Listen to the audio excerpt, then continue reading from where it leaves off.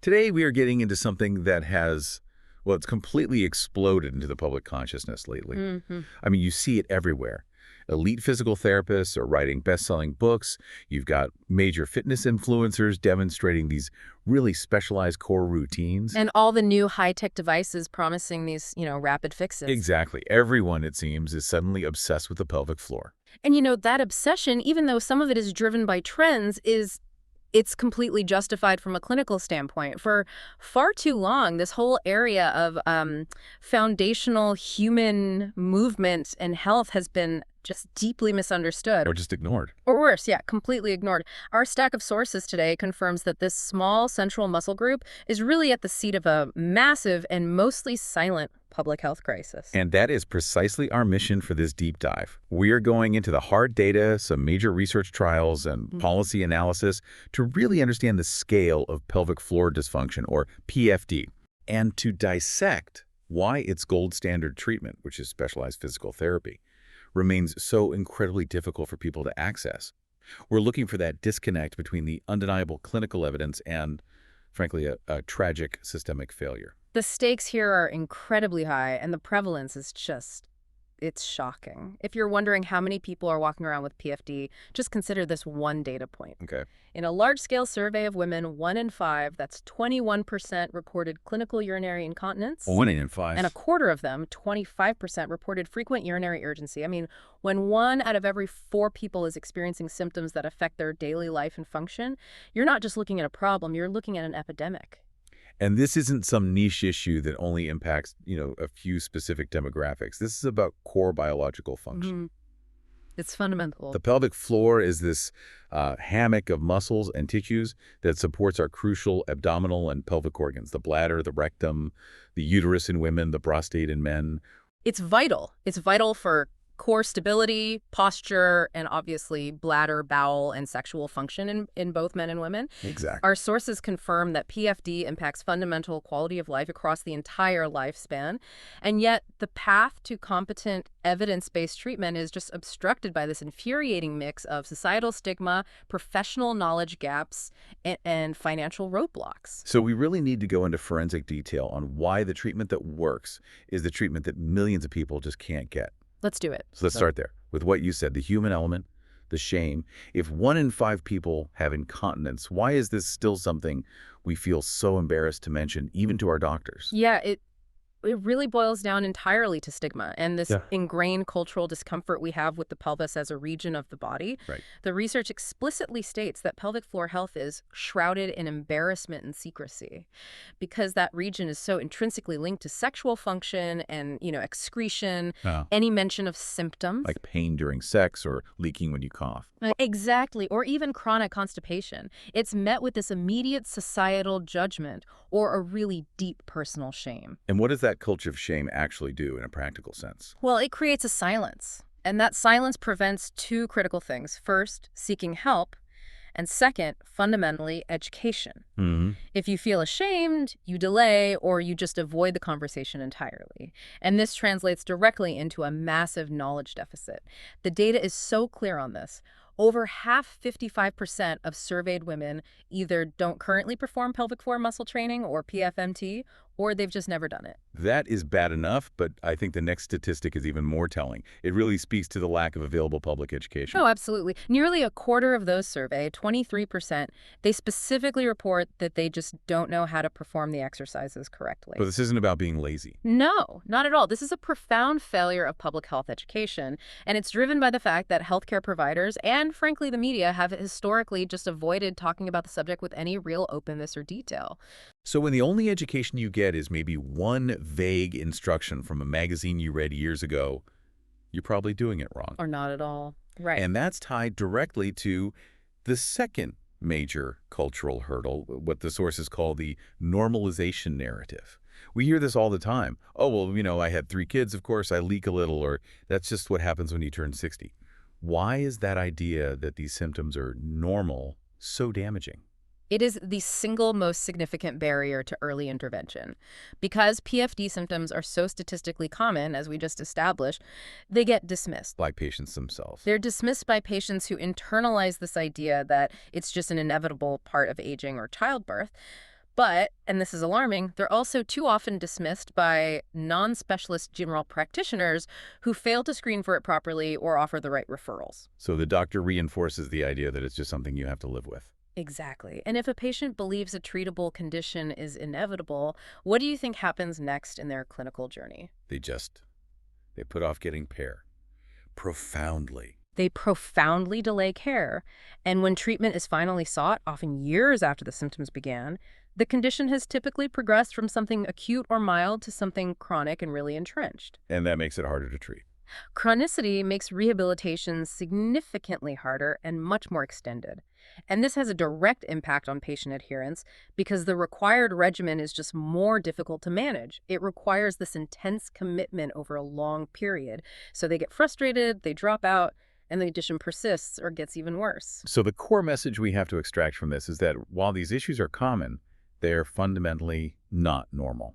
Not normal and highly treatable. Okay, so before we get to the treatment, let's clearly define the clinical scope of pelvic floor dysfunction, or PFD itself. What is it exactly?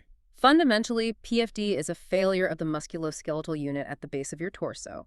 It's a condition where the muscles and the connective tissues that support the pelvic organs, your bladder, uterus, rectum, prostate, they fail to generate or maintain the appropriate tension or coordination. And I think this is the critical point. It isn't just about weakness. Sure. It can also be about the muscles being too tight. That's a crucial distinction. It can absolutely be about excessive tightness or hypertonicity. So let's break down the common symptoms that the sources detail for women beyond just incontinence. The clinical picture in women is pretty broad. It includes chronic pelvic pain that's often poorly localized, pain during intercourse or dyspareunia, which can profoundly impact relationship quality. Urinary and bowel leakage, so incontinence, and then the dreaded pelvic organ prolapse, or POP. Prolapse is a really serious diagnosis that I think a lot of listeners might not fully grasp. Can you just briefly define what that structural failure means? Sure. Prolapse happens when those supportive tissues and muscles become so weakened that one or more of the pelvic organs, the bladder, the rectum, or the uterus, drops from its normal position and starts to bulge into the vagina. That sounds devastating. It is. Functionally, physically, and psychologically. And it's a direct result of chronic, untreated PFD. It is exactly the kind of severe progression that we absolutely have to prevent with early intervention.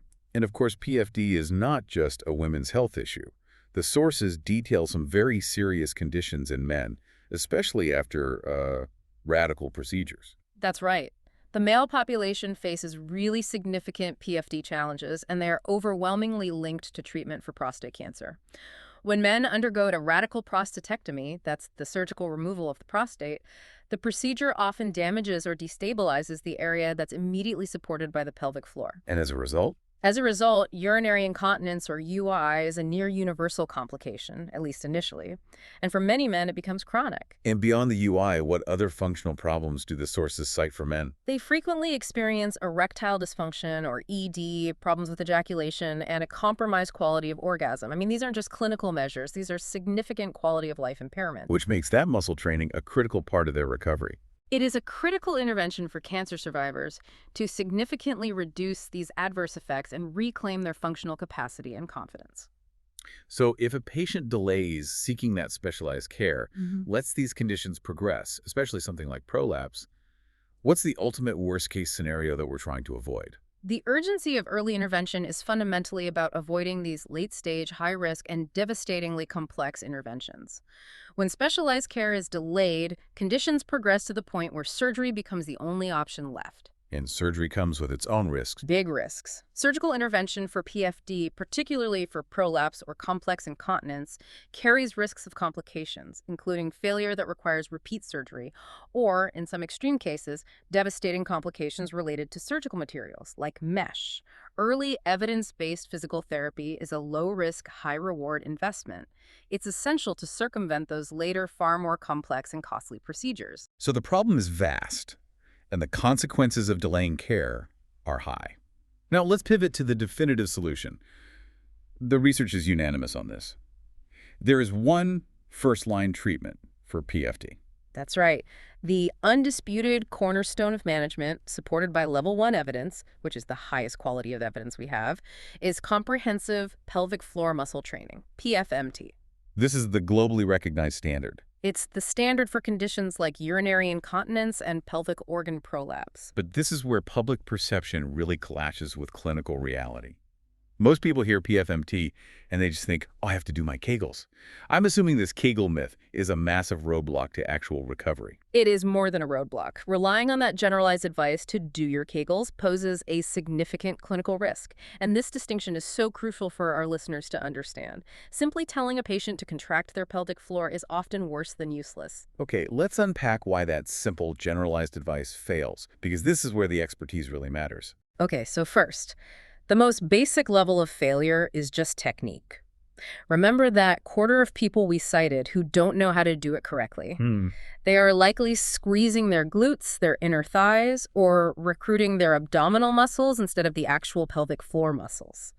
They feel a contraction, so they believe they're doing the exercise, but the target muscles are getting zero therapeutic benefit. So they're just practicing and reinforcing the wrong motor patterns. Precisely. Second, the isolated strength approach fails to address coordination. The pelvic floor doesn't work in a vacuum. It has to integrate its function with the diaphragm during breathing and with the deep core stabilizers during movement. Right. If you're just sitting still and squeezing, you're not replicating functional movement. And that means the strength won't translate to when you actually need it, like when you lift a heavy box or laugh really hard. And then there's the most dangerous consequence, the hypertonicity issue, which seems completely counterintuitive to most people. This is the most critical failure point of that generalized advice. Many chronic pelvic pain sufferers, patients with pain during intercourse, for example, or chronic bladder pain symptoms, they have hypertonic or excessively tight pelvic floor muscles. These muscles are basically in a constant state of spasm. So if you tell someone with a painful, already overactive muscle to strengthen it, what happens? They tighten it further, they exacerbate the pain, they worsen their chronic pelvic pain, potentially creating significant nerve compression or even ischemia, a lack of blood flow to the area. Right. In these cases, the required intervention is actually relaxation, manual therapy, and down training, not high-intensity strengthening. Simply doing Kegels without a proper assessment and an individualized program can be profoundly counterproductive and cause real harm. Which brings us back to why specialized pelvic floor physical therapy, PFPT, is non-negotiable. What specific, unique skills does a specialized physical therapist have that makes them the only reliable solution? It all boils down to a comprehensive clinical expertise that's highly specialized. The therapist provides an individualized regimen, not some blanket instruction.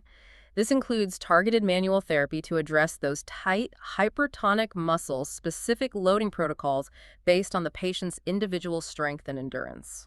And, crucially, the ability to perform an internal examination. Yes, the internal exam. Now, that's often the biggest barrier for patients, yet you're saying it's critical for success. Why is it such a necessary prerequisite for effective training? Because you cannot train what you cannot feel or identify. The internal examination, which is gentle, respectful, and only ever performed with consent, allows the clinician to assess objective parameters: muscle strength, endurance, symmetry, coordination. It's providing real-time feedback. It provides real-time feedback to the patient to ensure they're isolating the correct muscle group and not recruiting all those accessory muscles. Without that objective verification, the patient is often just left guessing, which leads right back to the failure of the Kegel myth. So PFPT is about assessment, functional integration, and addressing the whole system, not just an isolated squeeze. It's completely holistic. It's not just strength. It involves relaxation for the hypertonic patients, core and hip mobilization. I mean, think about addressing rotational issues in the pelvis that might be contributing to chronic pain. Right. It addresses behavioral strategies, bladder retraining, and even psychological barriers like desensitizing a patient to pain or fear that's associated with intimacy.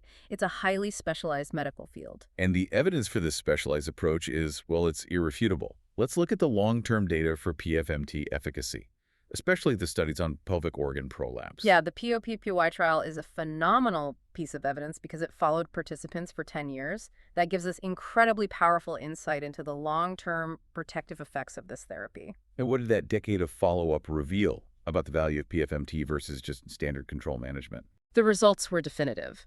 The group that received PFMT had a significantly lower proportion of participants who needed subsequent hospital treatment compared to the control group.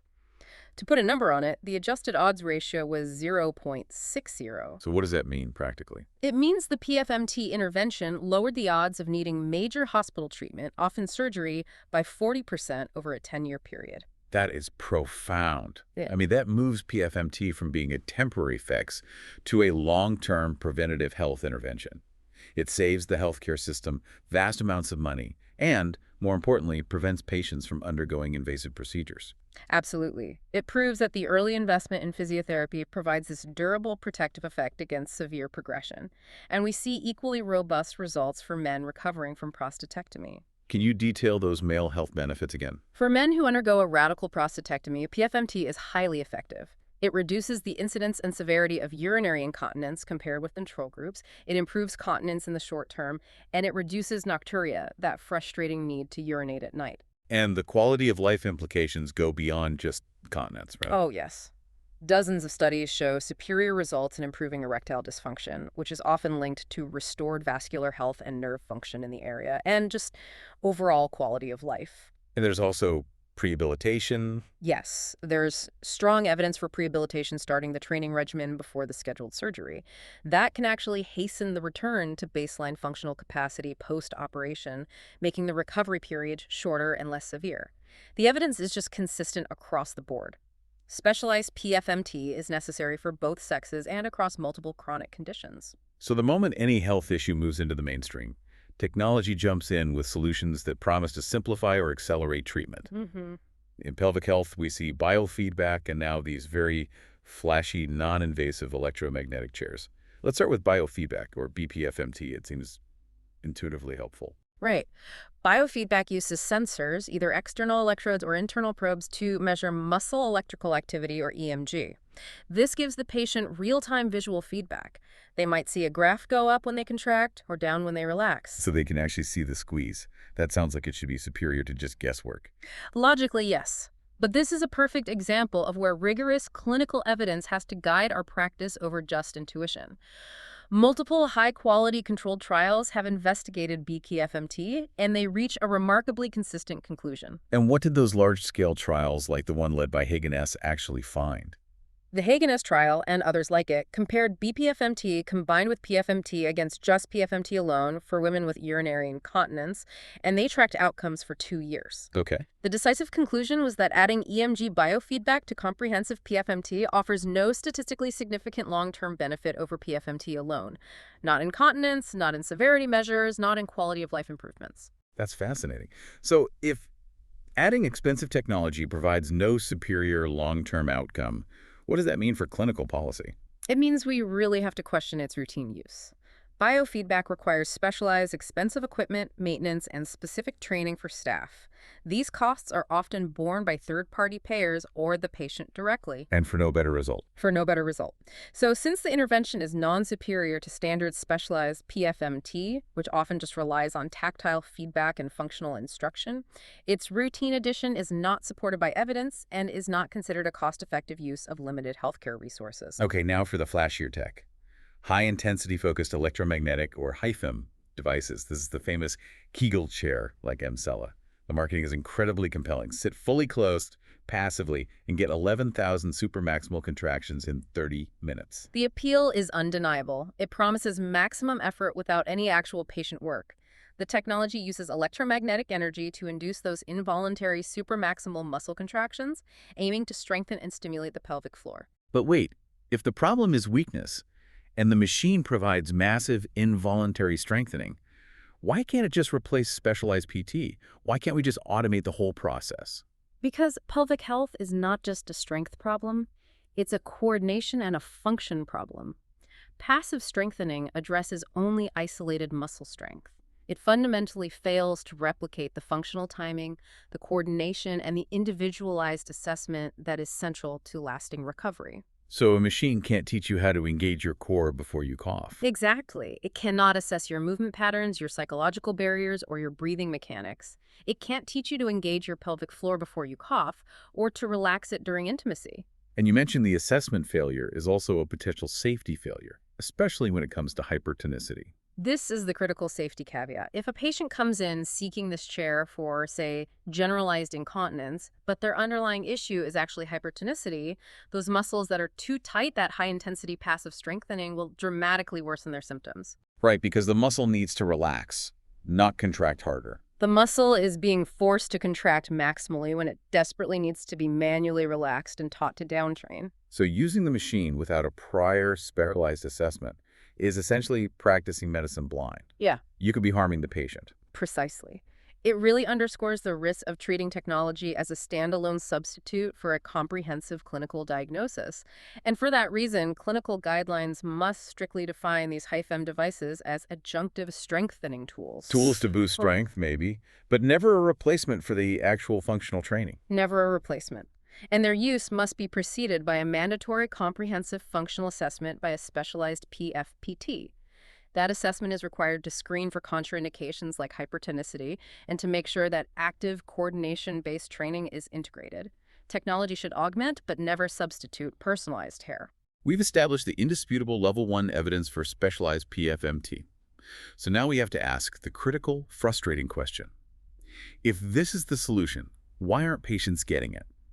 This is where we move from the clinical discussion to the discussion of systemic failure. Let's start with the provider referral gap. This is a devastating structural failure. The major barrier is the critical lack of provider referrals. And we can trace this failure directly back to poor professional knowledge among non-specialist healthcare providers. So we're talking about primary care physicians, OBGYNs, even urologists who are on the front lines, but often fail to connect the patient with the level 1 evidence-based care. That's the knowledge gap. Many specialists, particularly urologists, have shown limited knowledge of the scope and benefits of PFPT, or they just lack up-to-date knowledge about where to send patients. So instead of referring to PT, they might What? recommend medication. They might recommend medication or skip directly to ordering expensive diagnostic tests or even refer the patient for a surgical consultation, completely bypassing the first, best, and least invasive line of treatment. And this all results in a clinical failure to even screen for these problems in the first place. Precisely. If they aren't confident in the treatment pathway, they won't screen for the condition, and that just perpetuates the cycle of neglect. And then, when a provider does make the correct referral, the patient immediately hits the second systemic barrier, the workforce gap. The acute specialist shortage. Explain why these therapists are so rare and what the impact of that scarcity is. Specialized pelvic health therapy requires advanced postgraduate training. We're talking years of mentorship, specific certifications, residency programs. This is highly specialized medicine. And the result of that specialized training requirement versus the overwhelming demand is long, debilitating wait times for patients. How long are we talking? Often 3 months or more just to get an initial assessment. 3 months of waiting is 3 months of symptom progression. That completely undermines the entire idea of early intervention. It completely counteracts the urgency we highlighted. The workforce is simply too small to meet the scale of this crisis.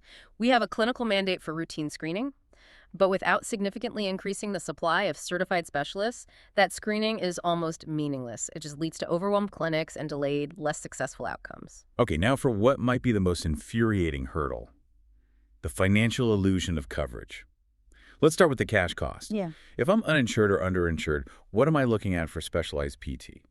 The cash price for highly specialized pelvic PT is substantial. It generally runs between $180 to $200 per session. Per session. So if we assume a standard treatment protocol of, say, 6 to 12 sessions, which is really the minimum for many acute conditions, the initial cost adds up fast. You're looking at $1,000 up to $2,400. And for chronic conditions, it would be much more. Oh, for patients with chronic pelvic pain or complex prolapse who might need long-term care, that cost can easily escalate to $4,800 or more a year. That is prohibitive for most people. But what about the millions who do have insurance? The sources call this the coverage illusion. It's functionally a mirage. While 70% to 75% of insurance plans reportedly cover PFPT, this coverage is often designed to be inaccessible because of these punitive patient cost-sharing structures. First up is the deductible. Right. If you have a high deductible plan, say $5,000, you are paying 100% of that high billed rate, $200 per session, until you meet that deductible. So you're paying thousands out of pocket for essential physical therapy before the insurance company pays a single dollar. Exactly. But the more insidious barrier, the one that almost guarantees treatment failure, is the strict, arbitrary limit that many insurers impose on the number of covered therapy sessions per year. So you hit a cap. You hit a cap. Effective, long-lasting PFPT, especially for chronic issues, requires consistency over an extended period. When a patient hits an arbitrary cap, say 10 or 12 visits, they're immediately forced into cash pay status. This leads to interrupted care, financial stress, and often immediate non-adherence. So a patient is finally making progress, but their insurance company pulls the plug, forcing them to choose between their health and their rent. That has a direct link to treatment failure, doesn't it? It is the ultimate structural link to non-adherence. That economic pressure paying high copays, meeting huge deductibles, or hitting those restrictive session caps, it compels patients to prematurely stop their treatment. This financial stress is a documented direct cause of treatment failure and relapse. The system is rigged to prevent long-term success. And looking deeper into patient adherence, the data on chronic pelvic pain patients is particularly insightful. What other non-financial factors were associated with patients dropping out of treatment early? Yeah, we saw several illuminating factors. Patients who had lower adherence were statistically more likely to have higher maternal parity, meaning they had more children. So logistical barriers. It suggests that logistical barriers, childcare needs, competing demands, time poverty make consistent attendance really difficult for mothers. We also found lower adherence was associated with a pre-existing psychiatric diagnosis and smoking status, which often act as proxies for deeper social or behavioral constraints. And the logistical barrier of just travel distance is painfully clear in the data. It's starkly quantified. Patients who attended 6 or more visits, meaning they were on the path to a successful recovery, traveled an average of 16 miles to their appointments. Okay. Now compare that to patients who attended fewer than 6 visits, those who failed to adhere. They traveled an average of 22 miles. So a 6-mile difference. That 6-mile difference highlights how these specialized care deserts and travel time become significant barriers, especially for patients already dealing with pain and time constraints. And what does the follow-up data show about the connection between how many times you go and whether you actually get better? The data is unambiguous. For pain patients, those who reported an improvement in their symptoms had an average of 7 physical therapy visits. Conversely, those who reported no improvement had an average of just 3 visits. The conclusion is inescapable. It is. Increased visit attendance correlates strongly and significantly with improved pain symptoms. And the current system, through its financial and logistical barriers, is actively preventing patients from reaching that critical 7-visit threshold that's necessary for recovery. The systemic barriers are entrenched, but the research also points to some clear, evidence-based solutions. Let's start with a powerful tool for bridging that access gap: telehealth. Telehealth is a crucial and immediate solution for mitigating those geographical barriers and the specialist shortage. Retrospective studies have looked at provider-led virtual visits for PFPT, and they found that they are non-inferior equally as effective as in-person office visits in achieving treatment goals and improving symptoms. That's a massive finding. It suggests that the specialized expertise is portable. But how does PFPT actually work effectively in a virtual setting? Well, the critical components, the education, behavioral modification, visual demonstration of technique, and functional coordination instruction, they all translate extremely well virtually. Okay, but you can't do the manual therapy. Right. While the therapist can't perform manual therapy or the internal exam, they can provide detailed visual instruction, assess symptoms remotely, and guide the patient through all the behavioral training and functional integration exercises. It offers greater patient convenience, it eliminates travel time, and studies show no significant difference in canceled or no-show visits. So it's vital for expanding access to remote or underserved areas and attacking those long wait times. Exactly. But for it to become a lasting structural solution, a policy shift is required. Reimbursement. We need regulatory certainty. State and federal regulations must guarantee equitable reimbursement for virtual PFPT services at the same rate as in-person visits. That's the crucial structural change needed to incentivize providers to really expand their virtual availability. Okay, now let's tackle the biggest structural fixes: the policy changes we need to dismantle this access disaster in the long term. First, expanding the workforce. This requires dedicated, substantial investment. We have to aggressively increase funding and accreditation for specialized pelvic health residency and certification programs for both physical and occupational therapists. Without that pipeline, we can't meet the overwhelming demand and reduce those debilitating 3-month wait times. Second, the referral problem. How do we fix the knowledge gap among primary care providers? By mandating standardized screening, PFD symptom screening has to be integrated as a standard required component of all annual wellness exams and critically expanded postpartum visits, potentially up to 12 months post-birth. So you catch it early. You catch it early. If every doctor and midwife routinely asked specific, detailed questions about continence, pain, and function, the problem would be identified immediately. And third, the financial catastrophe. Insurance reform. We need to replace those arbitrary limits with medically necessary coverage. We need sweeping insurance reform. Policymakers must advocate for federal or state mandates that require adequate medically necessary session limits. Arbitrary caps of 10 or 12 visits have to be replaced with something far more realistic, maybe a minimum of 20 sessions per year, which aligns with what's needed for chronic condition management. And reduce cost sharing. And reduced patient cost sharing must be enforced.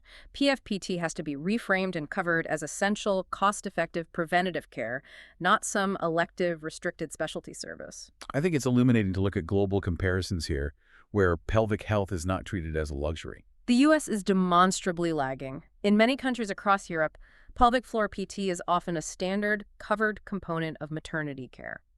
Women are automatically referred for assessment and training postpartum, not just when a severe symptom appears years later. It shows a clear, integrated path toward recognizing PFMT as foundational health care. And finally, we've established that PFD is complex. It affects multiple body systems and psychological factors. The solution must also be complex. That multidisciplinary approach is absolutely essential. Effective PFD management cannot happen in a silo. It requires seamless coordination of care between PFPT specialists, urogynecologists, orthopedists, sex therapists, pain specialists, Even GI specialists. even GI specialists, given the frequent link between pelvic floor tension and chronic constipation. This coordination ensures the patient is treated holistically, addressing all the musculoskeletal, emotional, and physical barriers at the same time for a lasting recovery. This has been a necessary, detailed, and frankly sobering deep dive into the pelvic floor crisis. We confirm that this often ignored muscle group is indeed the source of a silent epidemic of dysfunction, impacting both sexes and profoundly affecting quality of life. And we affirmed, based on level 1 evidence, that the best treatment is specialized, comprehensive pelvic floor muscle training, which requires the nuanced expertise of a physical therapist to ensure correct, individualized care. And we saw that technological advances, while exciting, must remain strictly as adjuncts tools to augment, not substitutes, for the personalized functional training required for lasting recovery. Most critically, we identified that the biggest obstacles to recovery are not clinical but systemic. Societal stigma and normalization that delays care, a severe lack of professional knowledge leading to poor referrals, and devastating financial barriers created by high costs and restrictive insurance caps that actively prevent patients from getting the care they need. The profound success stories demonstrated in the data, like that 40% reduction in the odds of needing hospital treatment after 10 years for prolapse patients who received PFMT, prove this is not an expense.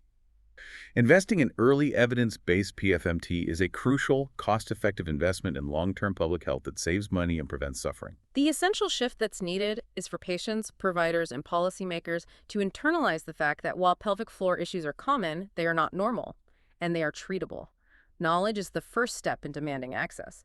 The data shows that objective documentation of the ability to perform the exercises is a facilitator for success, and adherence is unequivocally linked to achieving goals. Which brings us to our final provocative thought for you. That too. Given the robust evidence and the pervasive cultural shame surrounding this essential area of health, and knowing that awareness is the first step toward dismantling that culture of silence, what small, concrete steps could you take today to seek out information or ask a trusted healthcare provider about the functional health of your own pelvic floor?